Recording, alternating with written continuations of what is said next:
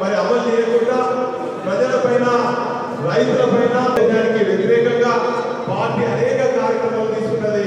అందులో మన ప్రజా పోరాటం ప్రజల పక్షాన పోరాటం చేసి మనం అనేక సర్వే చేసి సర్వేలో బీసీలను ఆత్మహత్యలు చేసే విధంగా బీసీల శాతాన్ని తగ్గించినటువంటి సమావేశాలు నిర్వహించాలని చెప్పి మన కేటీఆర్ గారు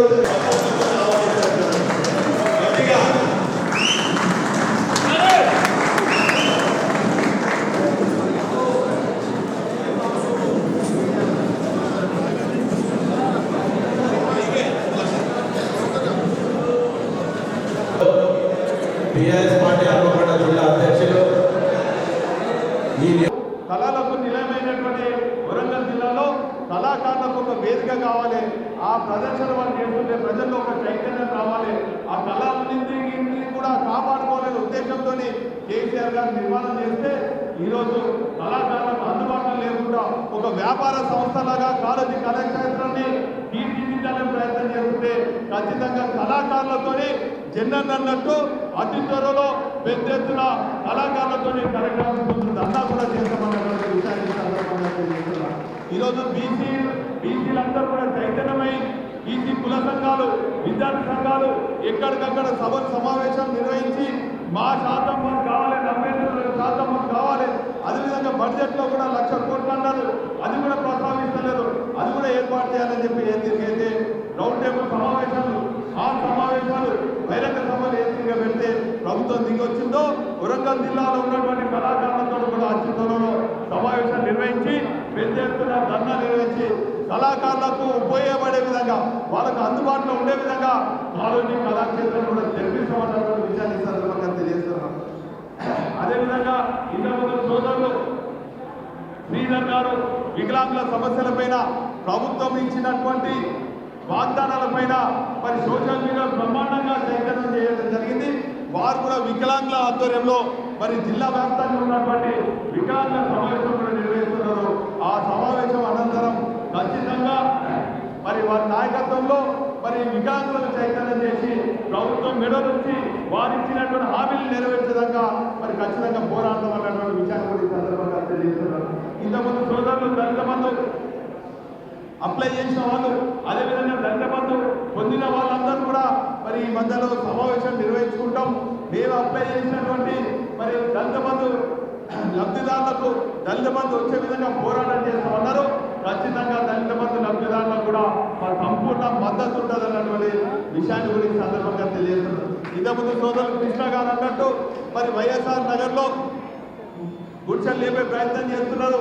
గతంలో నాగేందర్ నగర్ కానీ ప్రగతి నగర్లో గుడిసెలు లేపే ప్రయత్నం చేస్తే మరి ఖచ్చితంగా వారి పక్షాన పోరాటం చేసి కలెక్టర్కు విజ్ఞప్తి పత్రం ఇచ్చి ఆ గుడిసెలు లేపకుండా చేసినాం. అతి త్వరలో అవసరం అనుకుంటే ఒకరోజు మరి కౌన్సిల్ ప్రతిపక్ష నాయకులైనటువంటి మదనను కూడా వైఎస్ఆర్ నగర్ విజిట్ చేస్తాము.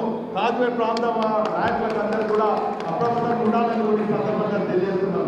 ఏదేమైనప్పుడు కూడా ఈ ప్రభుత్వం ప్రజా వ్యతిరేక నిర్ణయాలను ఎప్పటికప్పుడు ఎండగడుతూ ప్రజల మధ్యన మనమందరం ఉందాం.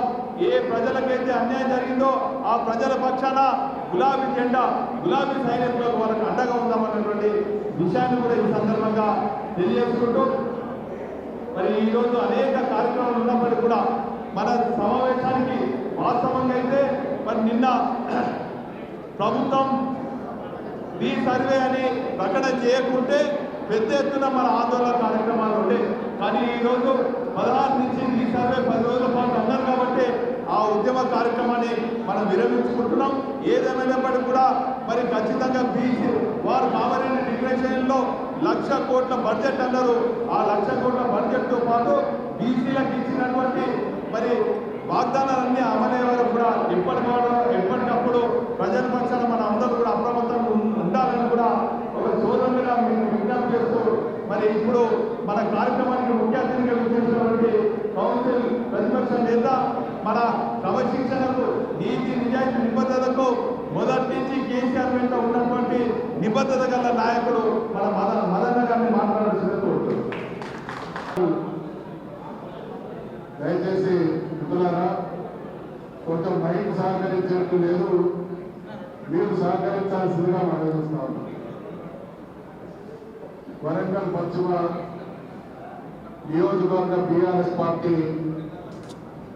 విస్తృత స్థాయి సమావేశానికి వచ్చేసినటువంటి మా ఆడబిడ్డలందరికీ, అన్నదమ్ములందరికీ, కార్యక్రమానికి అధ్యక్షత వహించినటువంటి మీ అందరి మనందరి ప్రియతమ నాయకుడు మాజీ చీఫ్ విప్ సోదరుడు దాస్యం వినయ్ భాస్కర్ గారు, గౌరవనీయులు నా చిరకాల మిత్రులు మరి యాదవ్ రెడ్డి గారు, కార్పొరేటర్లు అశోక్ యాదవ్ గారు, చెన్నా మధు గారు, కిరణ్ గారు, లక్ష్మీనారాయణ గారు, సారంగపాణి గారు, బాబురావు గారు, వేణు గారు, మా సోదరుడు జనార్దన్ గౌడ్ గారు, పులి రజనీకాంత్ గారు, కృష్ణ గారు, రమేష్ గారు, షఫీ గారు, మిగతా మిత్రులందరికీ హృదయపూర్వకమైనటువంటి నమస్కారాలు తెలియజేస్తూ, తమ్ములారా,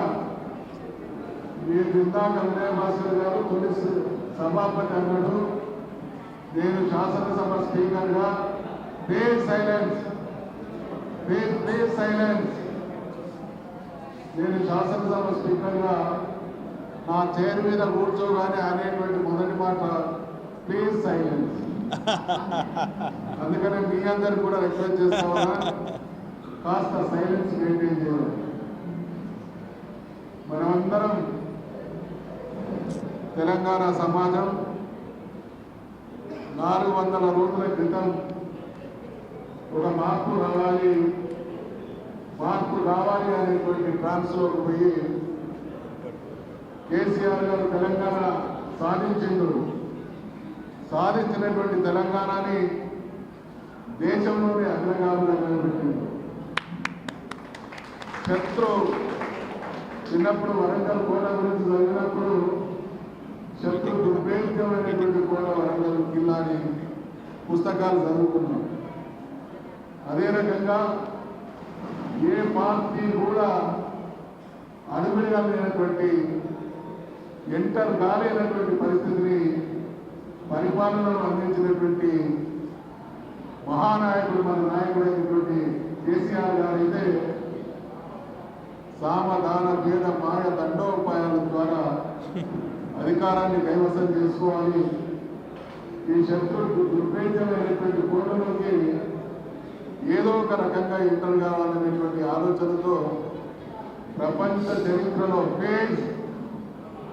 ఏ రాజకీయ పార్టీ కూడా ఎన్నికల సందర్భంగా ఇవ్వనటువంటి అనేక హామీలు ఇచ్చింది. ఆ హామీల్లో కూడా బీసీలకు సంబంధించినటువంటి అనేక హామీలు కూడా జరిగింది. కులగణన చేస్తాం, 42% రిజర్వేషన్లను చట్టబద్ధం తీసుకొని వస్తాం, సంవత్సరానికి 20,000 కోట్ల చొప్పున 1,00,000 కోట్లతో బీసీల జీవితాల్లో వెలుగులు నింపుతాం. అనేక కార్యక్రమాలను ప్రకటించి చివరికి అధికారంలోకి రావడం జరిగింది. అధికారంలోకి వచ్చిన తర్వాత ఈ సంవత్సర కాలంలో మనం చూసినాం, కేసీఆర్ గారు సంవత్సర కాలంగా సైలెన్స్ మెయింటైన్ చేస్తారన్నారు. అయితే ఆయన ఆలోచనలన్నీ నిరంతరం తెలంగాణ సమాజం చుట్టే. బీసీల విషయంలో ఈ ప్రభుత్వం ఏం చేయబోతా ఉన్నది, వీళ్ళు ఇచ్చినటువంటి హామీలు ఆచరణ సాధ్యమేనా కాదా అనేటువంటి ఆలోచనతోని బీసీలకు ఇచ్చినటువంటి హామీల్ని నిలబెట్టడంలో ఒక్క అడుగు కూడా ముందుపడినటువంటి పరిస్థితుల్లో, ఎట్టి పరిస్థితులలో నా బీసీ సమాజానికి, నా తెలంగాణ సమాజానికి కాంగ్రెస్ పార్టీ ఇచ్చినటువంటి హామీలు నిలబెట్టకుండా ద్రోహం చేస్తే సహించేది లేదు. కాబట్టి దానికి సంబంధించినటువంటి కార్యాచరణ తయారు చేయాలనేటువంటి ఆలోచనతో మీరందరూ చూసిందో తెలంగాణలో కాంగ్రెస్ ప్రభుత్వం బీసీల విషయంలో కరువు ముందు వేయనటువంటి పరిస్థితులలో మధుసూదనాచారి, విజయభాస్కర్ లాంటి వ్యక్తులు 40 మందిని చెన్నైకి, తమిళనాడు రాష్ట్రానికి పోయి ఆ రాష్ట్రం ఇవాళ భారతదేశంలో బీసీల పట్ల స్వర్ణయుగం ఎక్కడైనా కొనసాగుతుంది అంటే అది తమిళనాడులో అనేటువంటి విషయాన్ని మనం చూస్తా ఉన్నాం. ఆ పరిస్థితులు అధ్యయనం చేయాలి. ఆ పరిస్థితులకు అనుగుణంగా ఇక్కడ కూడా కాంగ్రెస్ పార్టీ మెడలు వంచాలి అనేటువంటి ఆలోచనతో మేము చెన్నైకి పోతే జరిగినటువంటి కుట్రలందరూ బీసీ సమాజం గమనించాలి. మేము హైదరాబాద్లో విమానం ఎక్కినాం. అక్కడ ఢిల్లీలో ఉండేటువంటి కాంగ్రెస్ హైకమాండ్, ఇక్కడ హైదరాబాద్లో ఉండేటువంటి కాంగ్రెస్ హైకమాండ్ రెండు కూడా స్టాలిన్ మీద ఒత్తిడి తెచ్చి ఆ రాష్ట్ర ముఖ్యమంత్రిగా అయినటువంటి స్టాలిన్ గారి మీద ఒత్తిడి తెచ్చి మాకు ఎలాంటి సమాచారం ఇవ్వకుండా అనేక కట్టుదిట్టమైనటువంటి ప్రయత్నాలు చేసింది. అయినా 2 రోజులుండి అక్కడ ఉండేటువంటి అధికారులతోని, అక్కడ ఉండేటువంటి మాజీ ఐఏఎస్ ఆఫీసర్లతోని, అక్కడ ఉండేటువంటి మరి మీ అందరికీ తెలుసు తమిళనాడు ద్రవిడ ఉద్యమానికి ఆర్జుడైనటువంటి పెరియార్ రామస్వామి గారి నాయకర్ గారి ఆఫీస్కి పోయి సమాచారాన్ని సంగ్రహించడం జరిగింది. ఏ రోజైతే విస్తృతంగా టీఆర్ఎస్ పార్టీ బీసీలకు జరుగుతున్నటువంటి అన్యాయాన్ని అధ్యయనం చేస్తూ ఉన్నదో, ఈ అధ్యయనం కనుక బయటకు వస్తే మా బంగారం బయటపడుతున్నటువంటి ఆలోచనతో అన్ని ప్రయత్నాలు చేసినా ఈరోజు ఆశ్చర్యం కలుగుతుంది. మనమెంతో మేమెంతో మనకంతా అనేటువంటి నినాదాన్ని మనం ఇస్తూ ఉంటే దానికి భిన్నంగా కాంగ్రెస్ పార్టీ 42% రిజర్వేషన్లను అమలు చేస్తానన్నది కదా అనేటువంటి ఆలోచన ఆచరణ రూపం జరగాలి. కానీ తమిళనాడులో ఈరోజు స్థానిక ఉద్యోగాల్లో ఇతర అవకాశాలు 69% అక్కడ ప్రభుత్వం అమలు చేస్తా ఉన్నది. రాజ్యాంగపరమైనటువంటి సవరణ ద్వారా అనేటువంటి విషయాన్ని మనం చూస్తా ఉన్నాం. మరి ఆ రకంగా అవకాశం ఉన్నప్పటికీ కాంగ్రెస్ పార్టీ అంటే ఆశామాషి కాదు. చట్టం చేయడం ఎలాగో, రాజ్యాంగాన్ని సవరించడం ఎలాగో, ఇచ్చినటువంటి హామీలు నిలబెట్టడం ఎలాగో అనేటువంటి విషయంలో దేశాన్ని అత్యధిక కాలం పాలించినటువంటి పార్టీగా దానికి అన్ని విషయాలు తెలుసు. ఒకవేళ ఆచరణ సందేహాన్ని హామీ ఇచ్చింది అంటే జనాన్ని మోసగించడానికి ఇచ్చినట్టే. మరి ఆచరణ సాధ్యమైనటువంటి హామీ ఇచ్చి అమలు చేసేట్లేదు అంటే కూడా జనాన్ని మోసం చేయడమే. కాబట్టి భూతోతు మంత్రంగా ఇక్కడ కూడా కాంగ్రెస్ పార్టీ బీసీల పట్ల చిత్తశుద్ధితో పనిచేసినటువంటి దాఖలాలు చరిత్రలో లేవు. మీ అందరికీ చెబుతున్నారా, మనం నిజాం చేత పాలించబడినటువంటి ప్రాంతంలో ఉన్నాం. ఈ దేశం బ్రిటిష్ వాళ్ళ చేత పాలించబడినటువంటి రోజులు ఉన్నాయి. బ్రిటిష్ వాళ్ళు కులగణన చేసిండ్రు, బీసీల గణన చేసిండ్రు. నిజాం కాలంలో కూడా మరి ఆ రకమైనటువంటి గణన చేయబడుతుంది.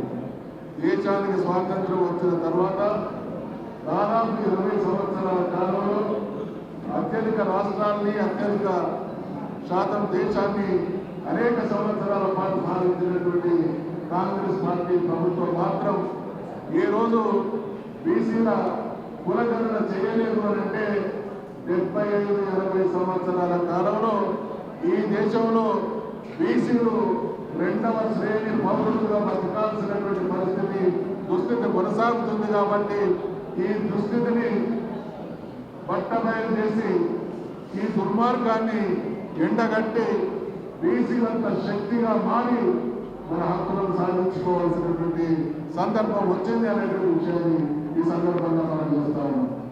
రాజకీయ పార్టీగా బీఆర్ఎస్ అనేక బీసీ సంఘాల పెద్దలు, అనేక బీసీ కులాల నాయకులు ఎక్కడి వాళ్ళక్కడ ఈ 3-4 నెలలుగా స్పందించినటువంటి తీరు, ప్రభుత్వం మీద తీసుకొచ్చినటువంటి ఒత్తిడి ధర్మిన ఒక కమిషన్ వేసి ఆ కమిషన్ ద్వారా కూడా మళ్ళీ బీసీలకు అన్యాయం చేసేటువంటి ప్రయత్నానికి రేవంత్ రెడ్డి ప్రభుత్వం ఒడిగట్టింది అనేటువంటి విషయాన్ని గుర్తు చేస్తా ఉన్నాం.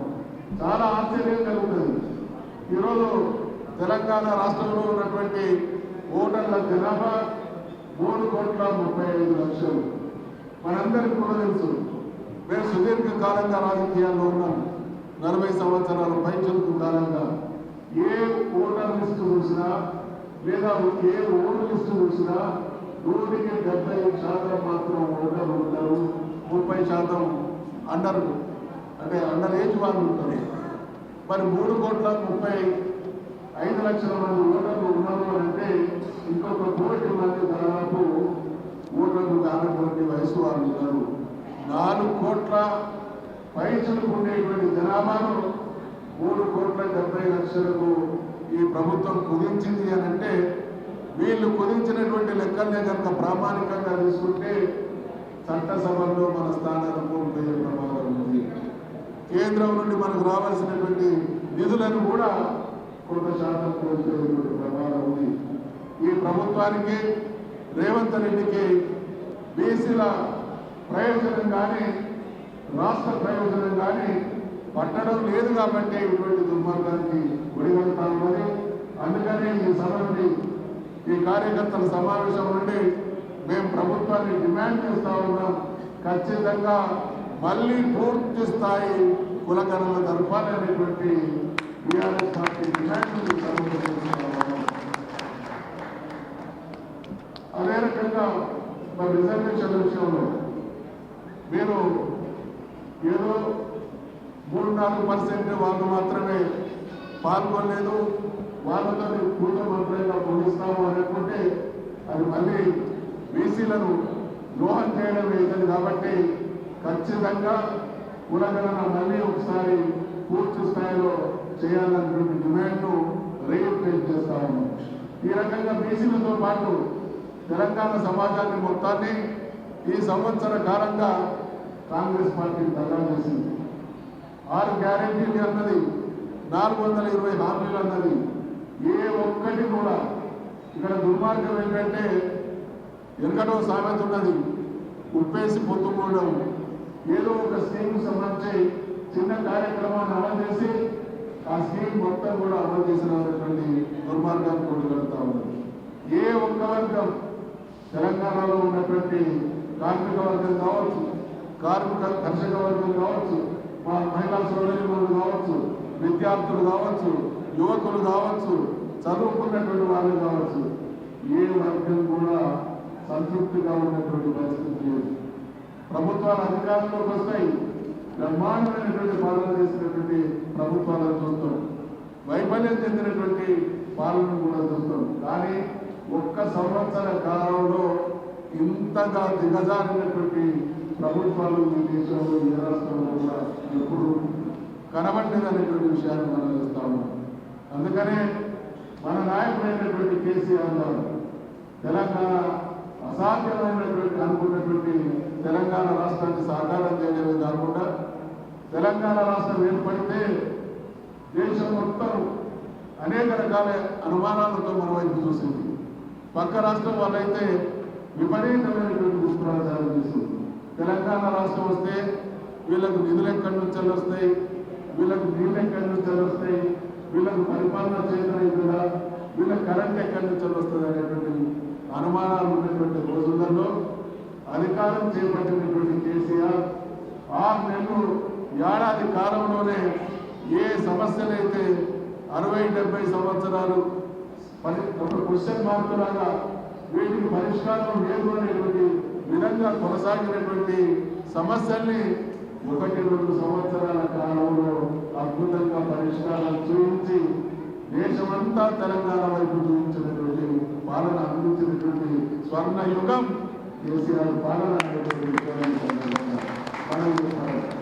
రాష్ట్రాన్ని సాధించడం, స్వర్ణయుగంగా తీర్చిదిద్దడం, పరిపాలనను బ్రహ్మాండంగా దాఖలు పెట్టడం, ఇవన్నీ చేసిన తర్వాత అధికారంలోకి వచ్చినటువంటి కాంగ్రెస్ ప్రభుత్వం, కాంగ్రెస్ పార్టీ మరి అద్భుతమైనటువంటి పాలనా నైపుణ్యాన్ని తెలంగాణ సొంతం చేసి వాళ్ళ చేతిలో పెడితే మళ్ళీ సంవత్సర కాలంలో చిన్న భిన్నం చేసి తెలంగాణ అంటే యాదవరెడ్డి గారు మేము చదువుకునేటువంటి రోజుల్లో ఒక స్లోగన్ ఉంది, సమస్యలన్నీ తీరాలంటే పోరాటం పోరాటం.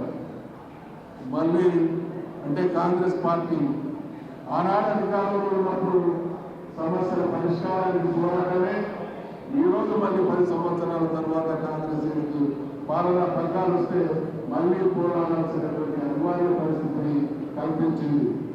ఇక్కడ రాష్ట్రంలో పార్టీ చేస్తున్నటువంటి కాంగ్రెస్ ప్రభుత్వం చేస్తున్నటువంటి దుర్మార్గానికి వ్యతిరేకంగా అదే రకంగా వరంగల్ పశ్చిమలో ప్రత్యేకమైనటువంటి పరిస్థితులు కొనసాగుతాయి.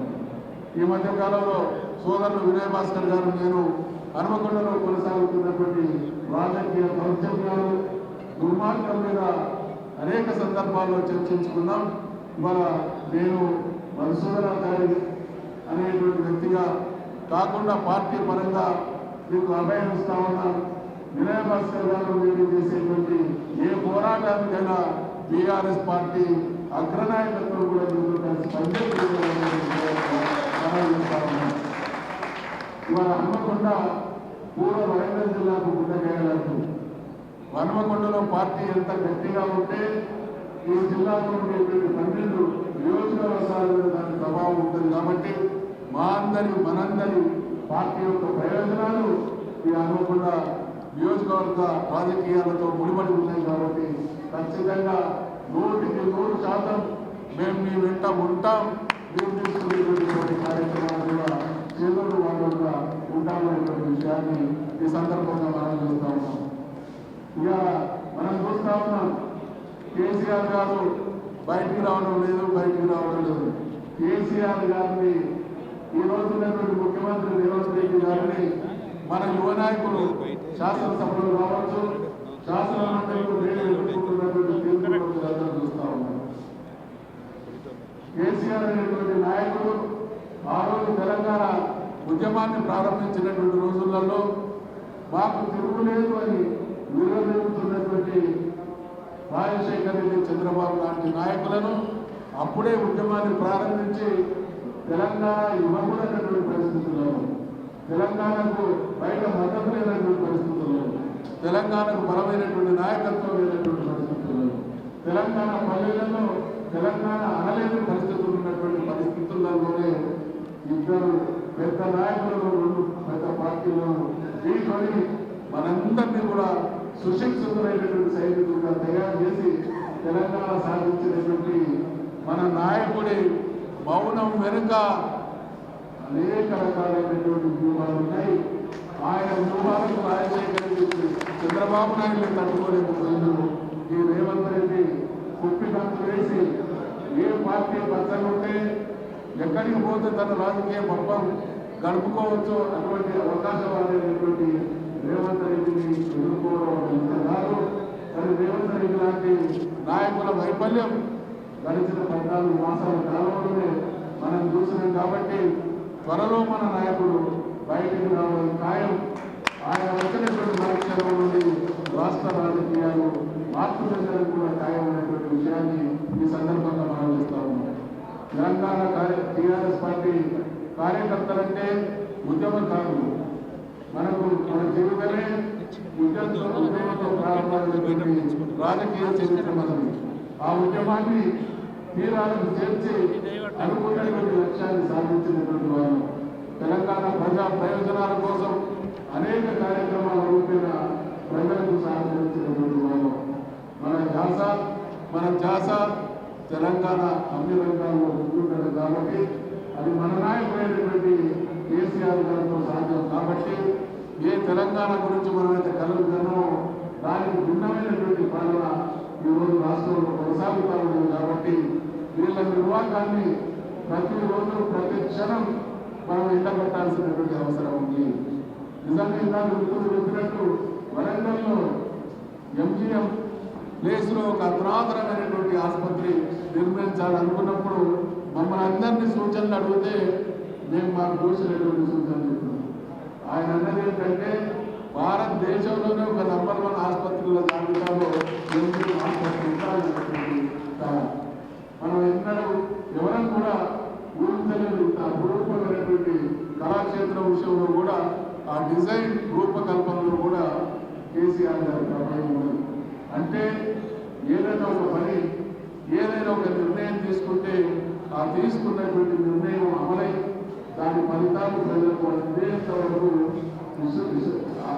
గ్రామం యొక్క శ్రమించే మనస్తత్వం మన నాయకుడైనటువంటి కేసీఆర్ గారు కాబట్టి 10 సంవత్సరాల కాలంలో ఇవన్నీ సహకారాలని ఇవాళ అన్నీ కూడా అటకెక్కినాయి.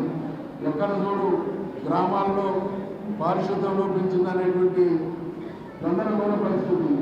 నగరాల్లో ఈరోజు నిన్న ఇవాళ పేపర్లు చూస్తే కేసీఆర్ గారి హయాంలో మనం మీ అందరికీ కూడా తెలుసు కాకతీయ కాలంలో నీళ్లు రాక వరంగల్ ప్రజలు పడినటువంటి ఇబ్బందులను చూసినాం. వడ్డపల్లి చెరువు కావచ్చు, ధర్మసాగర్ నుండి నీళ్లు రాక ఇబ్బంది పడినటువంటి రోజులు చూసినాం. ఆ రోజు ఈ నగరం ఇంత విస్తృతంగా లేదు. చిన్న నగరమైనా ఈనాడుతో చూస్తే మరి చిన్న నగరమైనటువంటి రోజుల్లో అనేక సమస్యలతో మన ప్రాంతం అల్లాడింది. కానీ తెలంగాణ రాష్ట్రం వచ్చిన తర్వాత కేసీఆర్ గారి నాయకత్వంలో వరంగల్, హన్మకొండ నగరాలు అద్భుతమైనటువంటి నగరాలుగా తీర్చిదిద్దబడి ఇక్కడ కరెంటు కోతలు లేని, మంచినీటి సమస్యలు లేని, ప్రజలకు ఇబ్బందులు లేనటువంటి మన తెలంగాణలో మన వరంగల్ చూస్తున్నాం. కానీ ఈరోజు మున్సిపాలిటీల పరిధిలో, గ్రామ పంచాయతీల పరిధిలో ప్రజలు హాహాకారాలు చేస్తూ ఉన్నారు. అంటే పరిపాలన చేత కానీ పెద్దమంది కాంగ్రెస్ నాయకులు అనేటువంటి విషయాన్ని ప్రజలు గ్రహించింది కాబట్టి ఇవాళ మోడీ బయట మాట్లాడుతున్నారు అనేటువంటి విషయాన్ని ఈ సందర్భంగా భావిస్తా ఉన్నాం. ఇందాకనే నేను హైదరాబాద్ నుంచి వస్తూ పేపర్ చదువుతా ఉన్నాను. పాత రోజులలో ఎరువులు విత్తనాల కోసం ప్రజలు చెప్పుల్ని క్యూ లైన్లో పెట్టినటువంటి రోజులు గతంలో ఉండే.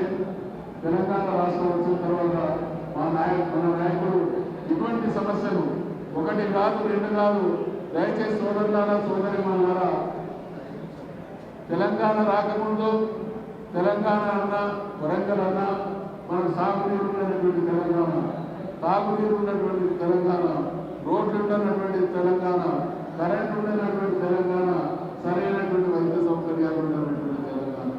ఇది మన తాతలు చూసేళ్ళు, మన తండ్రులు చూసేళ్ళు, మనం చూసినాం. కానీ మన మనవల కాలం వచ్చేనాటికి తెలంగాణ అంటే సమృద్ధిగా సాగునీరు ఉంటుంది, తెలంగాణ అంటే సమృద్ధిగా తాగునీరు ఉంటుంది, తెలంగాణ అంటే ఒక నిమిషం కూడా కరెంటు ఉన్నటువంటిది ఉంటుంది, తెలంగాణ అంటే అపురూపమైనటువంటి వైద్యాలయాలు ఉంటాయి. ఈ రకంగా ఒక్కొక్క రంగాన్ని అన్ని విధాల దేశంతో పోటీపడే వేటి రాష్ట్రంగా తెలంగాణను తీర్చిదిద్దితే 1 సంవత్సర కాలం తర్వాత వెనక్కి చూస్తే మళ్ళీ అన్ని రంగాలతో సర్వనాశనం చేయబడినటువంటి తెలంగాణను మనం చూస్తున్నాం. కాబట్టి వీళ్ళ నిర్వాహకం దోచుకోవడం, ఢిల్లీకి సంచులు వెరవేయడమైనటువంటి విషయం ఈ సంవత్సర కాలంలో చూస్తున్నాం. వీళ్ళు దోచుకున్నటువంటి డబ్బులు, వీళ్ళ వాటాలు చాలా బాధ కలిగేటువంటి సందర్భం. నేను స్పీకర్గా పనిచేసిన పరిపాలన ఏ రకంగా ఉంటుందో అనేటువంటి విషయాన్ని అన్ని కోణాల్లో చూసినాం. ఇవాళ ఎక్కడ చూసినా బిల్లుల పేమెంట్ కావాలంటే 10-12% ఇస్తేనే బిల్లుల పేమెంట్ అనేటువంటి దుర్మార్గాన్ని ఉంటుంది. అంటే పాలన ఎంత నీచ స్థాయికి పోవాలో, ఎంత అధ్వాన్నమైనటువంటి పరిస్థితికి పోవాలో దానికి పరాకాష్ట అయినటువంటి అన్ని రూపాలను చూస్తూ ఉన్నాం. అందుకనే రేపు రాబోయే రోజులలో ఏ ఎన్నికలు వచ్చినా, అది మున్సిపల్ ఎన్నికలు కావచ్చు, గ్రామ పంచాయతీ కావచ్చు, మండలాలు కావచ్చు, కడియం శ్రీహరి గారు బాగా మాట్లాడుతూ ఉంటారు. ఇక్కడ ఉండేటువంటి తమ్ముళ్ళు, అక్కల, అన్నల చెమట వల్లనే నువ్వు డిప్యూటీ సీఎం అయినటువంటి విషయాన్ని తెలియజేస్తా ఉన్నాను. ఏ పార్టీ అయితే నీ జీవితంలో ఒక్కరోజు కష్టపడి ఈ పార్టీని నువ్వు డిప్యూటీ సీఎం చేస్తే పార్టీకి ఏ రకమైనటువంటి ద్రోహం చేసినావో, ఈ స్వార్థ రాజకీయానికి విలువలను ఏ రకంగా బలిపెట్టినావో కూడా తెలుసు. అటువంటి నువ్వు అవాకులు చెవాకులు పెరుగుతా ఉన్నావు. నీకు దమ్ముంటే, నీకు తెలుస్తుందనేటువంటి ఆత్మవిశ్వాసం ఉంటే మరి నీ ఫిరాయింపులు అది దానికి ఎఫెక్ట్ చేయించుకో, లేదా నువ్వు రాజీనామా చేయి. ఇక్కడ ఉన్నటువంటి చేస్తామనేటువంటి విషయాన్ని మనం చేస్తూ, మిత్రులారా, సోదరులారా, పరిస్థితులు రోజు రోజులు దిగజారుతా ఉన్నాయి. మనమందరం 14 సంవత్సరాలు ఉద్యమం చేసినటువంటి వాళ్ళం కాబట్టి మరొక్కసారి ఆ స్ఫూర్తితో ఈ ప్రభుత్వం చేస్తున్నటువంటి అన్యాయాలకు అరాచకాలకు అడ్డుకట్ట వేస్తాం. ఎన్నికలప్పుడు మనం ఒక శక్తిగా మారి మన సత్తా చాటడం మరొకసారి మనం చేస్తా ఉన్నా హనుమకొండ నియోజకవర్గంలో జరిగేటువంటి ఏ కార్యక్రమానికైనా నేను మీ సోదరుగా మీలో ఒకరిగా మీతో కలిసి సందేశాలను విజయాన్ని అనగిస్తూ గౌరవంతో ఈ కార్యక్రమానికి ఆహ్వానించినటువంటి సభ్యులు వినయభాస్కర్ గారికి హృదయపూర్వకమైనటువంటి ధన్యవాదాలు తెలియజేస్తున్నాను.